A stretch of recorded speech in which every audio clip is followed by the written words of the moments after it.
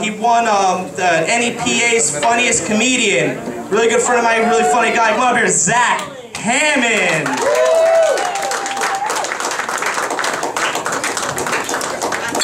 Oh, I see no internet cafe and no deli. What the fuck is this place a front to?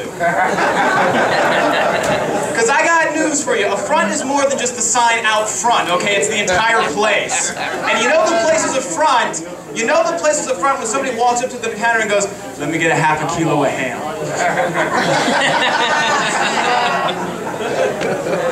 I love comedy, man, and this is like a nicer place than I've been used to doing comedy, because I've had situations where somebody's like, "Zack, we got a microphone and a stage, are you in?" I'm like, "Well, where is it?" "It's a pedophile's basement." "Well, I'm in my 20s with a beard, he ain't touching my ass, let's do this."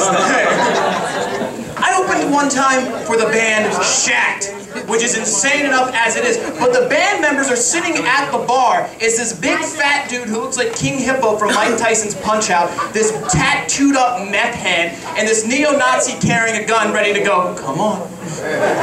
And the lead singer of the band is a dude who's decked out in dildo armor. I'm like, is this the new age version of the Village People?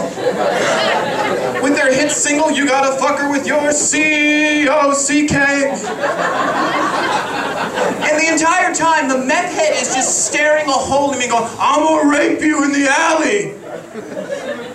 And my response is, "You're not supposed to tell me where. That ruins the element of surprise.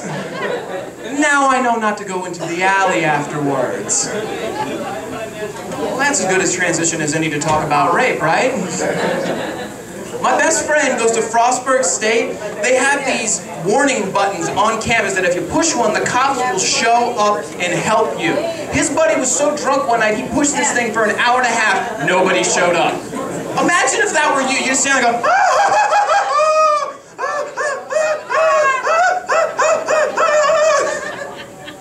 you might as well. Cops aren't coming, at least you can. I've seen them where they're at the top of a hill in a park. Like, really? Are you trying to meet a quota for the year or something?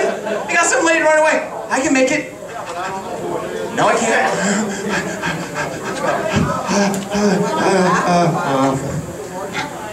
All right, go ahead. I didn't make it all the way. You can, though. Oh, good old Pennsylvania. How's everybody liking how Jack's emceeing here tonight? Give him a hand. Oh, come on. Because I live with the guy. And if you think the stuff he says on stage is strange, the stuff he tells me in confidence is just fucking bizarre. I've been sitting with him one night, he goes, "You know, my stepdad's got this big problem where people are wearing their shoes on his rug." He's like, he came up to us one night and goes, "You take your shoes off?" Yeah, Bill, I took my shoes off. All right, I don't want anybody to ruin it. So Jack's master plan to drive his stepdad insane is, "I'm going to fill my shoes with mud, so when he tells me to take them off, I'm going to take my shoes off and just grind them all over his pretty little carpet." Like, really, Jack? That's the way you're going to drive your... Just leave it alone, okay? He's like, "Fine. Why don't we set his house on fire?" Like, really?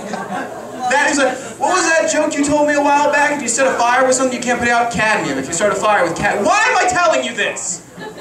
Why would I even mention that to you? He's like, "Well, how could we even get some cadmium?" I'm like, "You could probably become a janitor at a high school and get..." Why am I talking to you? You know what, Jack? Let's just grind your muddy feet on his floor, okay? I'll let you do that. And he gets pissed off one day. He goes, "You know, the Toyota Pavilion really screwed me over because some fat drunk guy dropped his beer and blamed it on me. So they made me pay $10 for his beer. I'm going to go up there and cut a big hole in the pavilion with my machete. I'm going to get my $10 back." I'm like, "You know what, Jack? Let's just set your stepdad's house on fire, okay? Let's just do that." And good luck to him as my roommate, man, because I've had some problems with roommates before. My roommate, my freshman year of college, was named Todd. He was a real snotty little prick son of a bitch motherfucker. That's, you know what I mean? Like, everybody's like, "My Todd rhymes with God. I'm special." Again, God spelled backwards is dog, a creature that eats its own ass. I hope you're really proud of yourself. You ever have that problem? Like, I had that problem where my roommate was always eating my food.